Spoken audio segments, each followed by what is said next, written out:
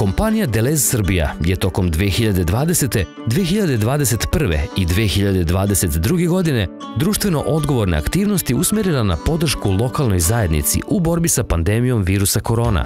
Uzela je učešće u projektu Fondacija našeg kraja, pružala je podršku UNICEF-u, a kao kompanija koja strateški pristupa temi viškova hrane i pružanju pomoći onima kojima je najpotrebnija, lansirala je i prvu digitalnu platformu za donaciju hrane u Srbiji, Tanjir po tanjir, i na taj način doprinela unapređenju sistema doniranja.